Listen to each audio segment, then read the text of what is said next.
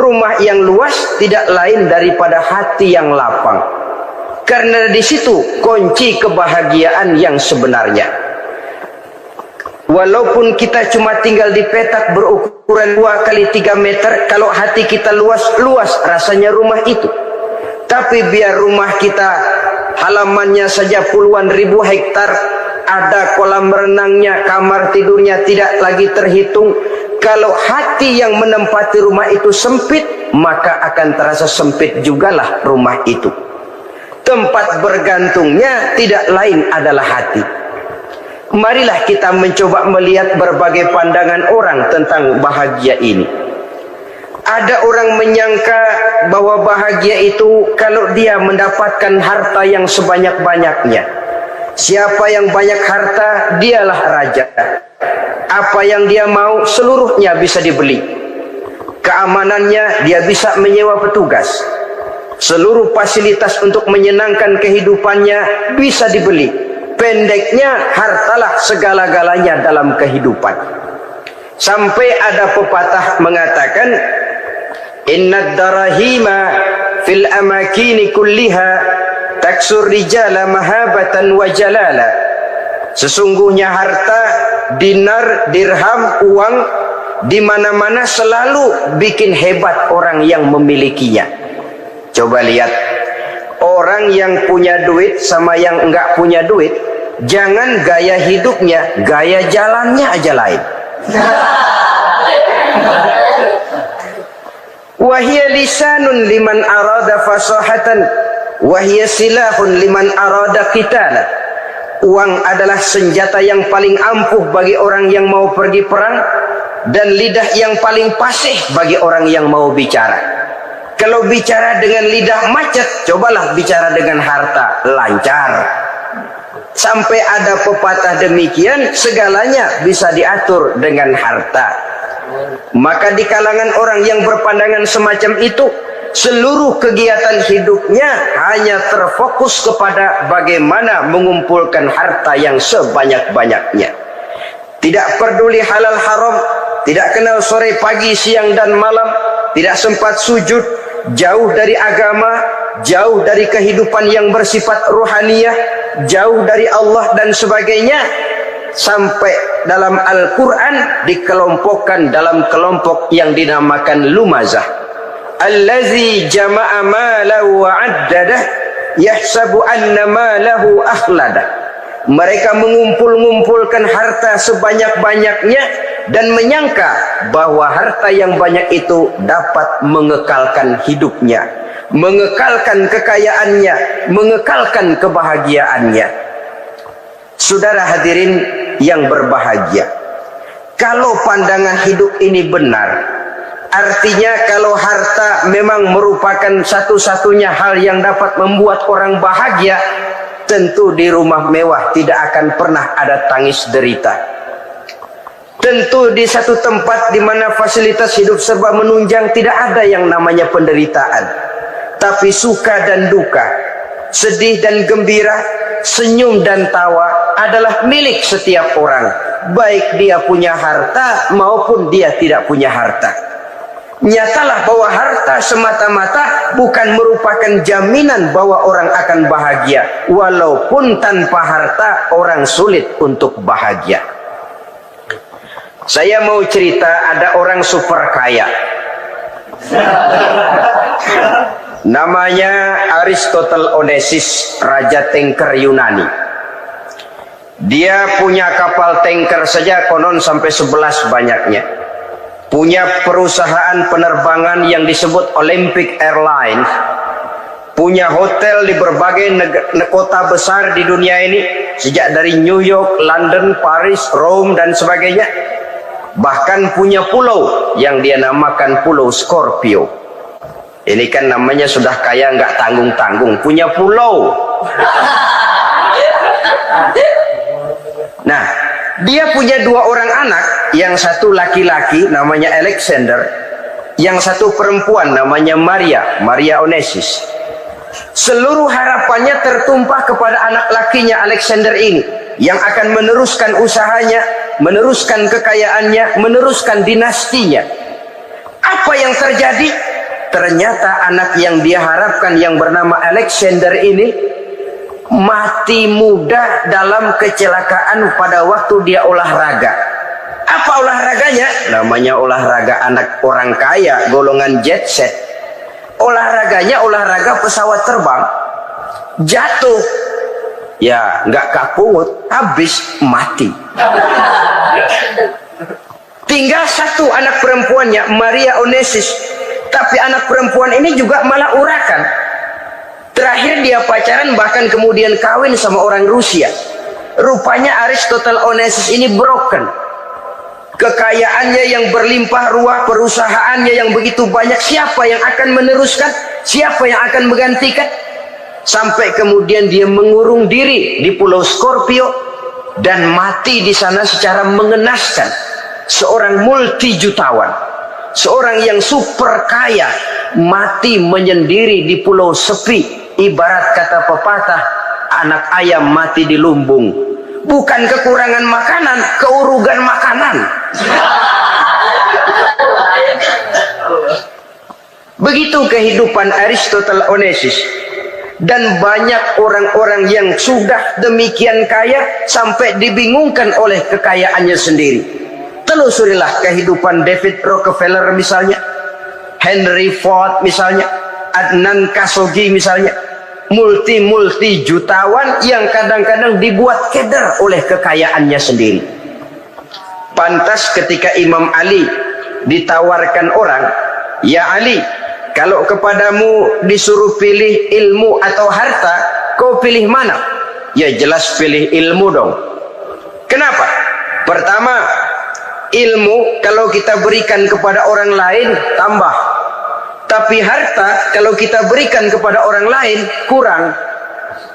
Saudara punya uang 10.000, dibagi orang 5.000, jelas uang saudara berkurang. Tapi saudara punya ilmu diberikan kepada orang lain bisa, saudara pun makin mantap. Tidak lantas jadi bodoh karena ngajarin orang. Saudara bisa Fatihah lalu mengajarkan orang Fatihah. Orang bisa, saudara pun makin hafal. Tidak lantas setelah diajarin orang ilmunya hilang. Begitu datang dia minta orang, tolong ajarin saya Fatihah, udah habis, nggak ada.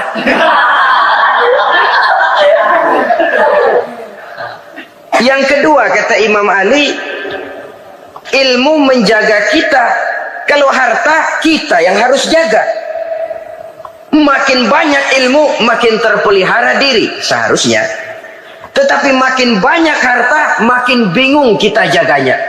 Sampai kadang-kadang kalau perlu seluruh keliling rumah dipasangi alarm. Belum cukup disewakan anjing besar-besar, pasang di depan pintu, awas anjing galak.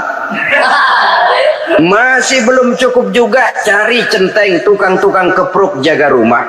Masih terasa belum aman, padahal rumahnya dikelilingi tembok besar. Di balik tembok ada pintu-pintunya tebal. Di balik pintu itu terbuka masuk kamar, kamar pun ada pintunya, pintunya pun kuat. Masuk ke dalam kamar ada lemari, lemarinya pun pintunya kuat, dikunci, kuncinya pun kuat. Tapi tahap seluruhnya yang timbul cuma sekedar was-was saja. Kesimpulannya sekali lagi, tanpa harta orang memang sulit untuk bahagia. Tapi harta semata-mata tidak merupakan jaminan orang akan bahagia. Dengan hati yang luas, itu modal utama untuk mencapai kebahagiaan hidup. Orang yang hatinya luas, saudara-saudara, punya hati yang lapang, melihat kenyataan hidup ini, dia bersyukur senantiasa kepada Allah. Lantas tidak timbul hasud dan iri hatinya. Oleh karena itu, jiwanya selalu lapang. Kalau tidak, cupik hati namanya. Dangkal pandangan, tidak senang melihat orang lain dapat nikmat, dan itu sering dijadikan contoh. Kalau orang yang lapang dada, dia lihat tetangganya beli TV baru, dia berkata, alhamdulillah ya, tetangga kita beli TV, mudah-mudahan kita bisa ikut nonton. Lapang dadanya. Tapi orang yang sempit hati, lihat tetangga beli televisi, meriang. Enggak diapa-apain, meriang. Besoknya dengar tetangga beli motor, makin sakit, ke rumah sakit. Lalu di rumah sakit dengar tetangganya beli mobil, mati. Disiksa oleh perasaannya sendiri. Orang kalau hati sudah sempit dalam hidup, kemanapun dia pergi, sempit rasanya medan kehidupannya. Kemudian kita melihat juga ada orang yang menilai bahwa bahagia itu katanya kalau punya kedudukan yang tinggi, pangkat yang agung, wibawa yang besar.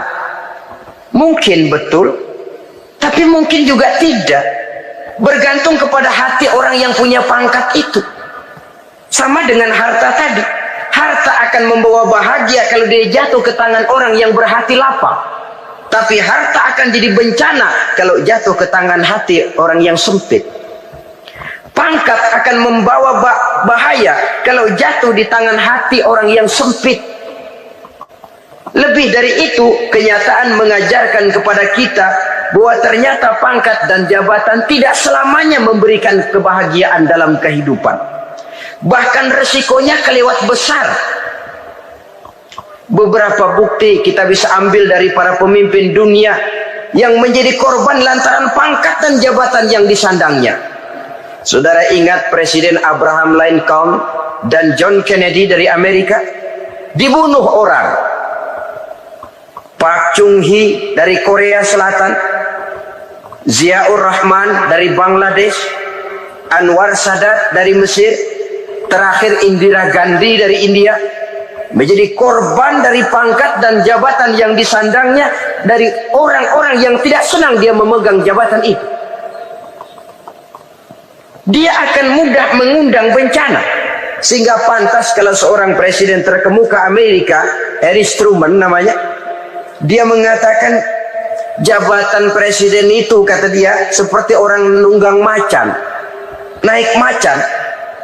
Harus kita taiki, kalau enggak dia bakal nerekam kita, ngeri katanya. Adapun orang yang hatinya lapang, kalau dia menerima pangkat dan jabatan, dianggapnya itu satu kesempatan untuk berbuat baik. Tapi orang yang berhati sempit, menerima pangkat dan jabatan, bukan kadang-kadang menerima, malah berusaha setengah mati mencapai dengan segala cara. Kalau perlu jilat atas, jilat atas. Jadi golongan sumuhun dawu. Jadi kelompok kulon nuwun, yes sir, yang kerjanya cuma oke bos. Kalau perlu jilat atas, jilat atas. Kalau perlu injak yang bawah, injak yang bawah.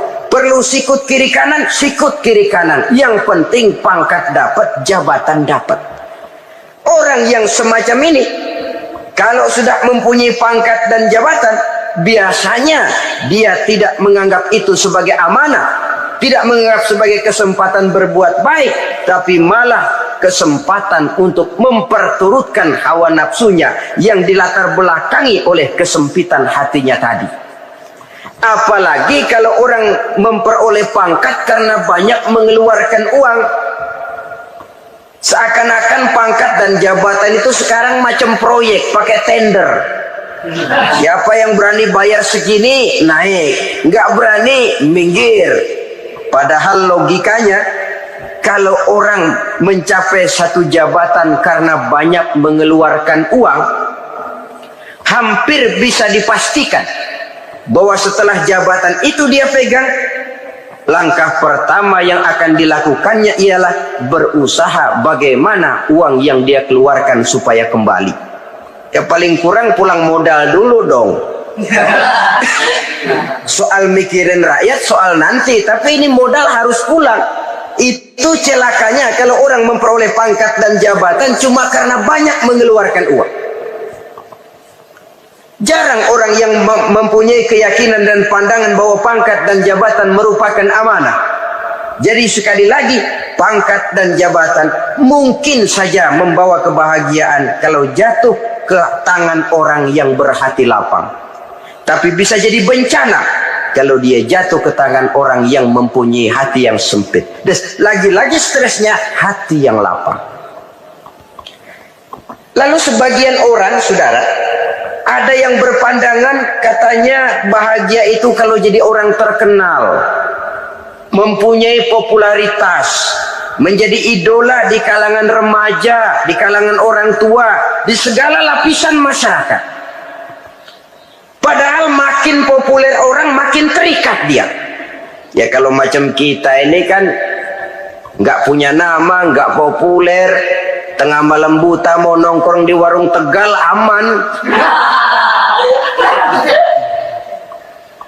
Tapi pangkat, jabatan, kedudukan, popularitas menyebabkan kita diikat dengan berbagai macam peraturan.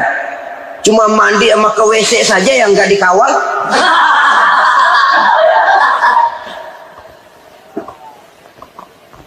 Benarkah popularitas, ketenaran membawa kebahagiaan? Mungkin, ya, tapi mungkin juga tidak. Kenapa? Banyak orang-orang populer yang mengakhiri hidupnya secara tragis. Kita ambil beberapa nama. Di Amerika tahun 60-an ada bintang seksi paling terkenal yang dijuluki seks bom. Bom seks. Sampai sekarang jadi legenda, namanya Marilyn Monroe. Singkatan double-nya itu inisialnya MM, Marilyn Monroe. Terkenal, top, sampai dia mati tahun 62. Namanya sekarang masih saja dibicarakan orang. Kenapa dia bunuh diri? Tidak punya hartakah dia? Banyak. Kurang populerkah dia? Seluruh dunia mengenalnya. Sejak rakyat kecil sampai pejabat tinggi dia punya hubungan. Kenapa? Jenuh. Dia terlahir dalam keadaan yatim. Setelah itu tidak lama dia berangkat remaja, ibunya meninggal. Pindah dari wanita asuh ke wanita asuh sampai 12 orang ibu angkatnya. Dan kekecewaan yang paling parah, setiap laki-laki yang dekat dengannya hanya seperti kapal berlabuh. Datang dan pergi silih berganti. Padahal dia merindukan seseorang yang bisa melindungi hidupnya. Dia rindukan itu dan dia tidak pernah menemukan. Itu yang akhirnya menyebabkan dia minum pil tidur kelewat dosis, minum obat tidur kebanyakan. Ya tidur terus sampai sekarang.